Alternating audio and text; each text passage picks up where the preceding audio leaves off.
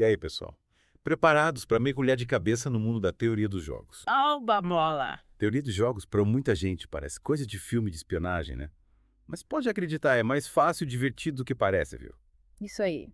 E o mais legal é que você vai entender como essa teoria se aplica na economia, nos investimentos e como usar isso no dia a dia para tomar decisões mais espertas. Show, de bola. Então, vamos começar do zero. O que é, afinal, essa tal de teoria dos jogos? Me explique de um jeito que até minha avó entenda. Pensando bem, é como se fosse um mapa para te guiar, sabe? Um mapa para tomar as melhores decisões em situações onde, tipo, tem um conflito de interesse. Entendi. É. Tipo quando você está negociando um aumento de salário. Exatamente. Ou quando você está decidindo onde investir sua grana, ou até em qual fila do mercado você vai entrar, para ser mais Ah, rápido. você tem ideia do mapa? Mas e na prática, como a gente usa esse mapa? Tipo, Tipo, tem um manual de instruções. aí que entram as estratégias que podem ser puras ou mistas. Imagina, por exemplo, que você quer pedir um aumento. A estratégia pura seria: chefe, quero isso, reais de aumento. Simples e direto. Mas se a gente adicionar um pouco de, digamos, criatividade, aí entra a estratégia mista. Estratégia mista. Me explica isso direito. É tipo um jogo de blefe, sabe? Você não define uma única ação, mas joga com as probabilidades. Tipo, tenho 70% de chance de pedir X reais de aumento, mas se o chefe tiver de bom humor, posso chutar para entre reais. Aí sim. Estratégia mista parece coisa de jogador de poker profissional. É quase isso. Mas falando em blefe, você já ouviu falar do famoso dilema do prisioneiro? Claro. Quem nunca? É aquele clássico da teoria dos jogos, né? Me lembra vagamente da história. É a história de dois suspeitos que são presos, né? E aí cada um tem que decidir se entrega o comparsa ou fica de bico calado sem saber o que o outro vai fazer. E qual a moral da história? O que esse dilema nos ensina sobre a teoria dos jogos? Ele mostra que, às vezes, agir pensando só no seu umbigo pode dar ruim, sabe? Se os dois prisioneiros ficassem a deles, quietos, pegariam uma pena menor. Mas o medo de levar a culpa sozinho faz cada um dedurar o outro. E no final, adivinha, os dois se ferram. Que doideira. É como se a gente tivesse preso num jogo onde a melhor decisão individual leva a um resultado coletivo péssimo, né? Pois é. Mas calma, a teoria dos jogos também nos dá ferramentas para encontrar a melhor saída, a solução do jogo, por assim dizer. Tipo um GPS que indica a rota mais eficiente. É uma boa analogia. Uma dessas ferramentas é a dominância. Às vezes uma estratégia é muito melhor que outra, não importa o que o outro jogador faça. É como descartar as opções furadas logo de cara. Faz sentido. Tipo quando você está escolhendo entre um bife suculento e uma saladinha murcha, né? A escolha é óbvia. Isso aí. E tem outra ferramenta poderosa que é o equilíbrio de Nash. É como um ponto de equilíbrio onde ninguém tem incentivo para mudar de estratégia, assumindo que os outros também não mudem. Equilíbrio de Nash. Me explica isso melhor, por favor. Sou meio lento para entender essas coisas. Imagina um jogo de cabo de guerra. Se os dois lados puxam com a mesma força, o jogo fica em equilíbrio, certo? Ninguém consegue ter vantagem. Ah, entendi. Tipo, impasse estratégico, onde ninguém sai ganhando nem perdendo. Exatamente. E esse conceito é super importante para entender mercados e competição, por exemplo. Mas peraí, no dilema do prisioneiro, o equilíbrio de Nash é os dois confessarem, o que, como você mesmo disse, não é o melhor resultado para eles, né? Como isso pode ser um equilíbrio. É aí que a coisa fica interessante. O equilíbrio de Nash nem sempre é a solução ideal para todo mundo, mas é um ponto onde as coisas se estabilizam, entende? No dilema do prisioneiro, confessar é a estratégia dominante, mesmo que a colaboração, ou seja, ficar de bico calado, fosse melhor para ambos. Interessante. Ah. É como se a gente estivesse preso num beco sem saída, mesmo sabendo que existe um caminho melhor. É mais ou menos isso. Mas a teoria dos jogos nos ajuda a entender essas armadilhas e a buscar soluções mais inteligentes. Falando em soluções inteligentes, lembra da Batalha dos Sexos.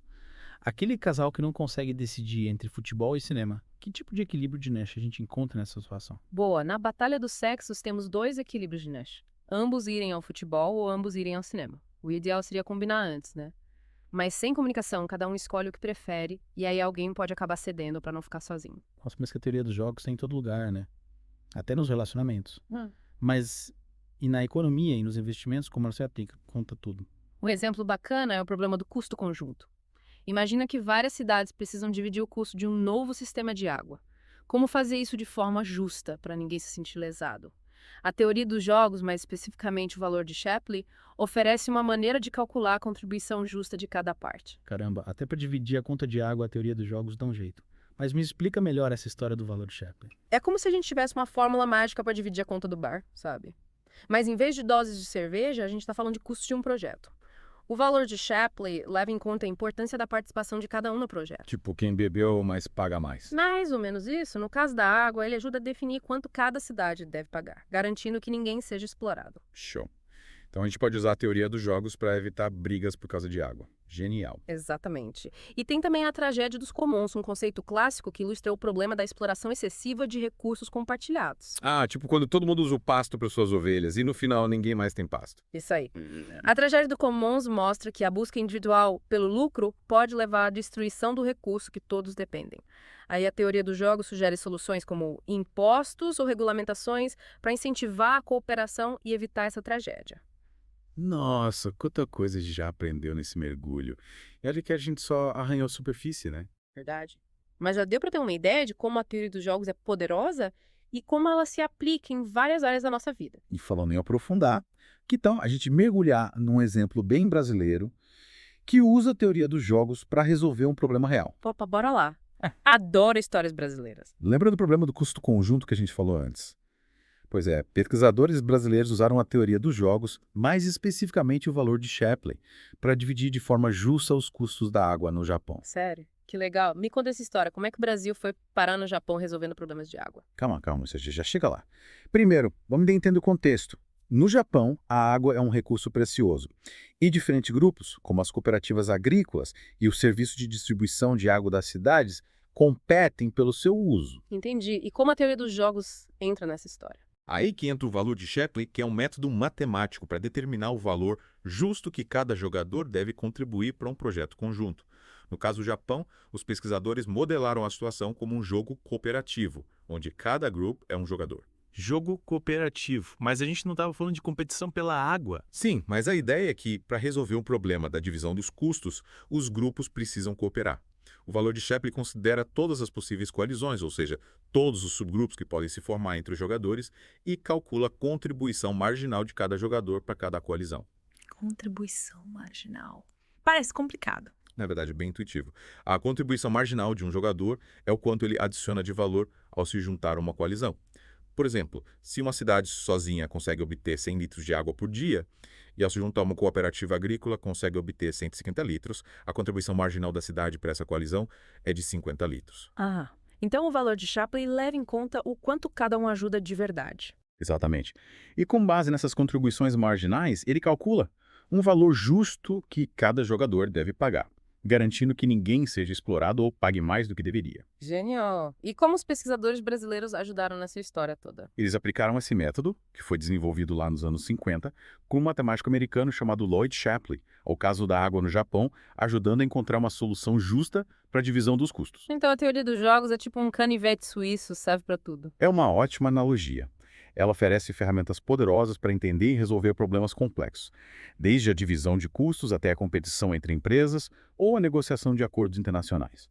Falando em competição, lembra da tragédia dos comuns, aquele pasto que todo mundo usa para suas ovelhas. Ah, sim. E no final, o passo acaba, né? Um clássico é mostrar como a falta de cooperação pode acabar com um recurso que todo mundo usa. É verdade. Cada fazendeiro querendo o melhor para si, mas no final todo mundo se dá mal. Parece até história de filme. Parece mesmo.